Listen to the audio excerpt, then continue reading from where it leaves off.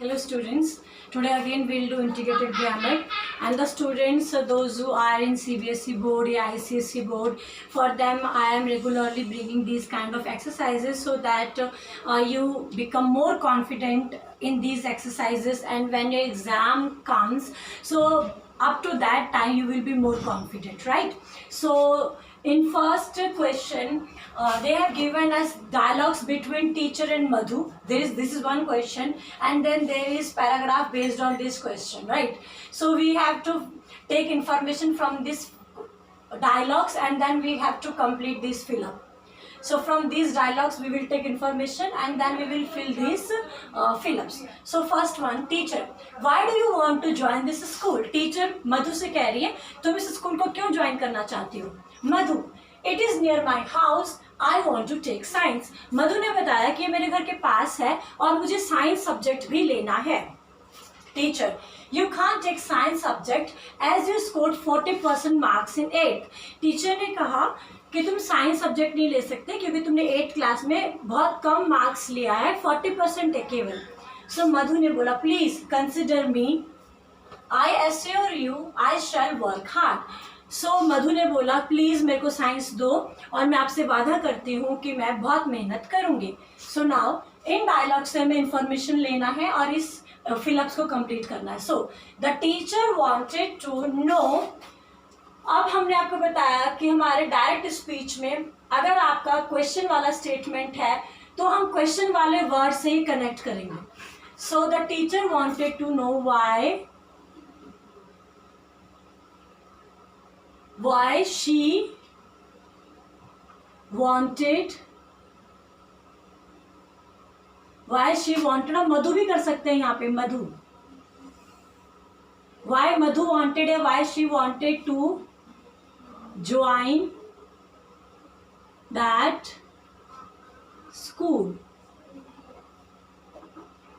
जो हमारा reported speech में जो डायरेक्ट स्पीच होता है, अगर उसमें क्वेश्चन वाला सेंटेंस वो है तो हम क्वेश्चन वाले वर्ड से ही जोड़ेंगे अनलेस वो हमारा हेल्पिंग वर्ब ना हो.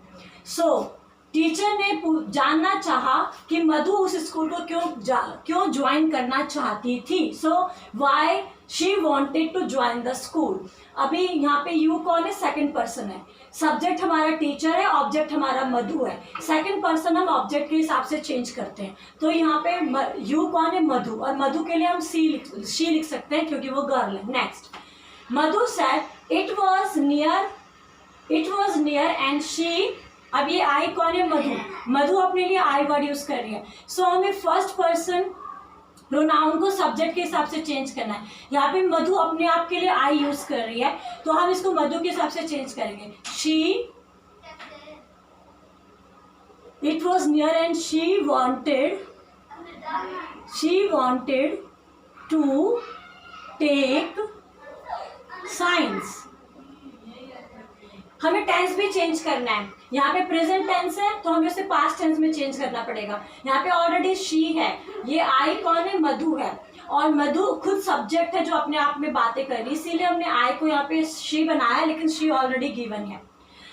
मधु said it was near and she wanted to take science. Madhu ने कहा कि वो उसके घर के पास था और वो साइंस भी लेना चाहती थी. The teacher said. टीचर ने क्या बोला? The teacher said. अब ये यू कौन है? अभी द टीचर सेड में टीचर सब्जेक्ट है, टीचर मधु से बातें कर रही है, मधु ऑब्जेक्ट हो गई. द टीचर सेड, यू को चेंज करेंगे हम ऑब्जेक्ट के हिसाब से, ऑब्जेक्ट इसमें मधु है. So the teacher said she. अब हम टेंस चेंज करेंगे, कैन नॉट का could not. The teacher said she could not take science.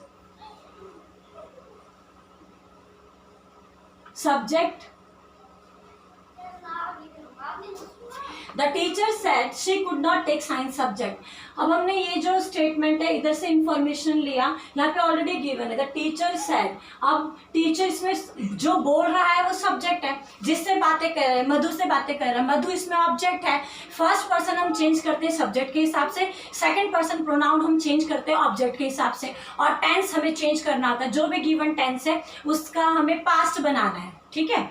So the teacher said she could not take science subject as she had scored 40%। अब देखो यहाँ पे क्या लिखा है, यू स्कोर्ड 40%, तो ये हमने यू का यहाँ पे सी बना दिया ऑलरेडी, क्योंकि यू यहाँ पे कौन है, मधु है। स्कोर्ड हमारा पास्ट इंडेफिनिट है, इसीलिए यहाँ पे ऑलरेडी पास्ट परफेक्ट गिवन है। अब देखो मधु ने क्या किया, मधु क्या कहती है, प्लीज कंसिडर मी। जो इम्पेरेटिव सेंटेंस होते हैं, इम्पेरेटिव सेंटेंसेस वो होते हैं जिसमें हम रिक्वेस्ट करते हैं, जिसमें हम कमांड करते हैं, जिसमें हम ऑर्डर करते हैं, जिसमें हम एडवाइस देते हैं, ये सेंटेंसेस इम्पेरेटिव होते हैं। इम्पेरेटिव सेंटेंसेस को हम two plus first form of verb से कनेक्ट करेंगे। इम्पेरेटिव सेंटेंस में जो वर्ब है उसी वर्ब को लेंगे, लेकिन हम टू प्लस फर्स्ट फॉर्म लेंगे उस वर्ब की और फिर सेंटेंस को कनेक्ट करेंगे। देखो मधु प्लीज का हम क्या करेंगे, मधु ने बोला प्लीज कंसिडर मी, तो हम प्लीज के बजाय रिक्वेस्टेड करते हैं। मधु रिक्वेस्टेड क्या, to consider her. First person pronoun है मी, और यहाँ पे कौन बोल रहा है, मधु बोल रहा है। मधु सब्जेक्ट है, तो मधु ने मी किसके लिए यूज किया, अपने के लिए किया। मधु गर्ल है, इसलिए हमने यहाँ पे हर किया। तो मधु रिक्वेस्टेड टू कंसिडर हर, मधु ने रिक्वेस्ट किया कि उसके केस को ध्यान से देखा जाए। And assured that she would work hard. अब यहाँ पे देखो आई शैल वर्क हार्ड, हमने जब उसका इंडायरेक्ट बनाया तो हो गया शी वुड वर्क हार्ड। तो आपकी जो सीबीएसई बोर्ड में इस प्रकार का इंटीग्रेटेड ग्रामर आएगा स्टूडेंट्स, तो उसकी हम प्रैक्टिस कर रहे हैं। नेक्स्ट है एक छोटा सा पैराग्राफ दे रखा है हमें इसकी करेक्ट फॉर्म भरनी है वर्ब की। हमें वर्ब ऑलरेडी गिवन है, हमें इसका करेक्ट फॉर्म भरना है। चलिए पढ़ते हैं। Last Sunday our school dash a fete, there be stalls, people throng, there seemed an unending rush. I heard a child cry. I look around and see a cute girl sob and crying out. अब हम यहाँ पे tense भरते हैं। हमको कैसे पता चलेगा, देखिए ये जो लास्ट वर्ड है इससे पता चलेगा कि हमारा पास्ट टेंस है। ध्यान से सुनना बच्चों, इस पैराग्राफ में ये जो लास्ट वर्ड है ये बता रहा है कि यहाँ पे हमें पास्ट इंडेफिनिट भरना है। Last Sunday our school organised, हमने वर्ब की सेकंड फॉर्म भरी है, क्योंकि यहाँ पे last Sunday last word given है। पिछले हफ्ते हमारे स्कूल ने एक फीट ऑर्गेनाइज किया, फीट मतलब एक इवेंट ऑर्गेनाइज किया। वो इवेंट ऐसा था, उसमें फूड के बारे में स्टॉल्स थे, खाने के बारे में था। देयर डैश स्टॉल्स, अब ये बी है, हमें बी के फॉर्म भरनी है और हमें पता है कि हमारा पास्ट टेंस चल रहा है, तो बी के फॉर्म क्या होते हैं, is am are, was were, be being been. Be की ये फॉर्म होती है is am are, was were, be being and been. अब हमें यहाँ पे बी दिया है और हमें पता चल रहा है कि ये जो पैराग्राफ है इसमें पास्ट है, तो बी की पास्ट फॉर्म क्या होगी, वॉज या वर। अब हमें कैसे पता चलेगा कि हमें वॉज यूज करना है कि वर यूज करना है, हमें ये स्टॉल्स वर्ड बता रहा है, ये स्टॉल्स वर्ड बता रहा है कि हमें वर लेना है, प्लूरल लेना है। सो देयर वर स्टॉल्स, वहां पे काफी सारे स्टॉल्स थे, तो स्टॉल्स से हमें पता चला कि हमें बी की जो फॉर्म है वो वर लेनी है। वहां पे बहुत सारे खाने के स्टॉल्स थे। पीपल डैश थ्रॉन्ग, तो लोग भीड़ में उमड़ कर आ रहे थे, भीड़ों में उमड़ कर लोग आ रहे थे। थ्रॉन्ग का मतलब होता है भीड़ में, इकट्ठी भीड़ में यहाँ वहां जाना। So people were thronging, thronging, thronging. So people were thronging. People हमारा प्लूरल होता है, इसीलिए हमने प्लूरल वर्ब लिया है। लोग भीड़ों में आ रहे थे। Next, there dash and unending rush, हमारा टेंस क्या चल रहा है, पास्ट चल रहा है, तो देयर सीम्ड, ऐसे लग रहा था कि ये रश कभी, ये जो रश है कभी समाप्त नहीं होगा, इतना अनएंडिंग रश लग रहा था। I heard a child crying, मैंने एक बच्चे को रोते हुए सुना। I heard a child crying, इसमें चाइल्ड क्या है, रो रहा है। यहाँ पे ये टेंस नहीं है, ये पार्टिसिपल है। पार्टिसिपल क्या होता है, जब कोई वर्ब एडजेक्टिव का काम करती है तो उसको पार्टिसिपल कहते हैं। जब कोई वर्ब एडजेक्टिव का काम करती है तो उसको पार्टिसिपल कहते हैं। यहाँ पे जो ये क्राइंग वर्ड है, वर्ब है, ये चाइल्ड की क्वालिटी बता रही है। सो मैंने एक बच्चे को रोते हुए सुना, मैंने एक बच्चे को रोते हुए सुना, तो बच्चे की क्वालिटी बता रहा है कि वो रो रहा था। Now I dash around and dash a cute girl. मैंने आसपास देखा, I looked around and saw, और देखा। टेंस हमें शुरू से ही पता चल रहा है पास्ट टेंस है। मैंने आसपास देखा और मैंने क्या देखा, सॉ ए क्यूट गर्ल, और मेरे को क्यूट सी प्यारी सी बच्ची नजर आई, सॉ अ क्यूट गर्ल। ठीक है ना। हु, यहाँ पे हु होगा, हु डैश सॉ। अब देखिए एंड के दोनों तरफ का हमें क्लॉज को देखना चाहिए। इस एंड के ये दो क्लॉज हैं इस एंड के। जब हमारा कनेक्टर एंड, जब आपका कंजक्शन एंड होता है तो हमें एंड के दोनों तरफ के क्लॉज को देखना चाहिए। तो एंड के दोनों तरफ क्लॉज में सेम टेंस होगा। ये इक्वालिटी होती है, ये रूल है कि एंड के दोनों तरफ क्लॉज में सेम टेंस होना चाहिए। अब हमें पता चलेगा यहाँ पे एंड वॉज, यहाँ पे है and was crying out. So and के इस तरफ क्या है, past continuous, and was crying out. तो एंड के इस तरफ भी क्या होगा, पास्ट कंटिन्यूअस। एंड के दोनों तरफ के क्लॉज में टेंस सेम होना चाहिए। अब यहाँ पे एंड के इस तरफ पास्ट कंटिन्यूअस है, वो लड़की रो रही थी और मम्मी मम्मी चिल्ला रही थी, तो हम यहाँ पे क्या करेंगे, इधर भी हम पास्ट कंटिन्यूअस करेंगे। हु वॉज सॉबिंग, सॉबिंग का मतलब सुबकना, ऐसे सुबक सुबक के रोने के लिए हम सॉबिंग वर्ड यूज करते हैं। सो बेटा हम साथ साथ रूल्स को भी समझते हैं, ठीक है। हम जब समझ के करते हैं तो हमारी अंडरस्टैंडिंग मजबूत होती है। चलिए अब हमारा नेक्स्ट क्वेश्चन है, ये जंबल सेंटेंसेस का है। आपके एग्जाम में एक सेंटेंस ऑलरेडी गिवन होता है और हमारे जो नेक्स्ट 3 सेंटेंसेस होते हैं वो आपस में लिंक्ड होते हैं, उनका आपस में कनेक्शन होता है। तो हमें आपस में कनेक्टिविटी देखनी है सेंटेंसेस की और इन वर्ड्स को मीनिंगफुली अरेंज करना है। चलिए करते हैं। फर्स्ट सेंटेंस, सकता है, मेक मतलब बनाना, मोर मतलब ज्यादा, इंडिया मतलब Bharat, progress.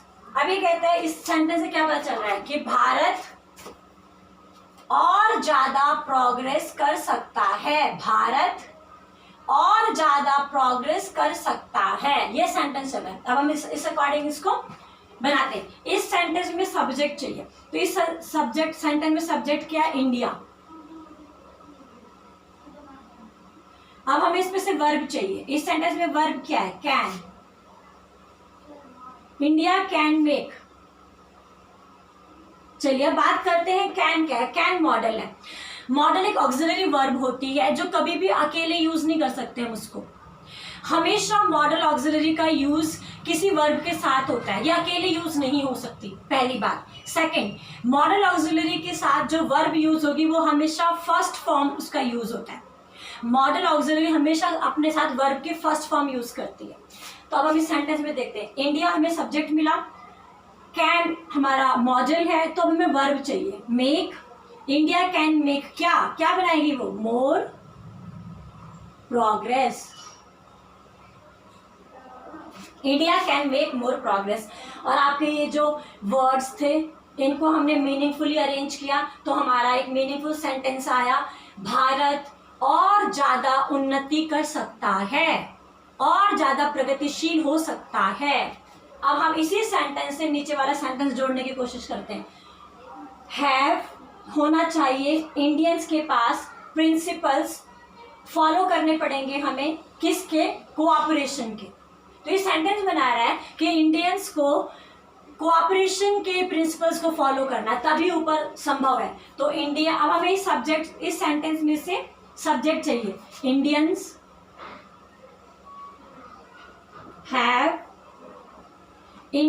Have to follow, Indians have to follow principles of cooperation।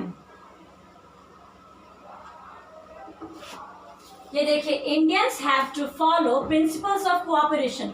भारतीयों को, भारत देश को प्रगतिशील बनाने के लिए आपस में कोऑपरेट करना पड़ेगा, हमें आपस में एक दूसरे का साथ देना पड़ेगा। मध्यम वर्ग, उच्च वर्ग, निम्न वर्ग, राजनीतिक वर्ग, नेता वर्ग, बिजनेस फैमिलीज, जितने भी लोग हैं आपस में कोऑपरेट करेंगे तभी इंडिया प्रोग्रेस करेगा। तो ये हमारा मीनिंगफुल सेंटेंस बना। अब नेक्स्ट देखो, शुड होना चाहिए, कोऑपरेशन क्या, बेसिस ऑफ लाइफ, मतलब कोऑपरेशन जिंदगी का बेस होना चाहिए।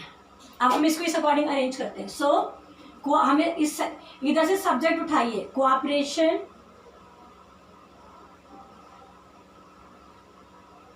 Should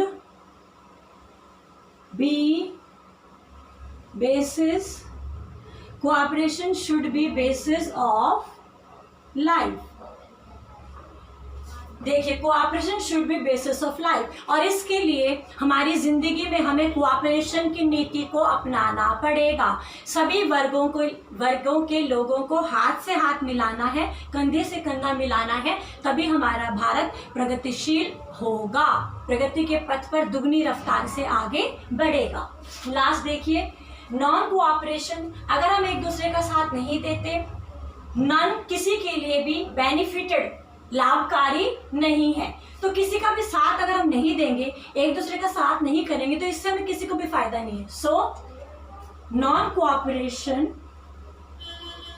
none can be benefited, none can be benefited from non cooperation।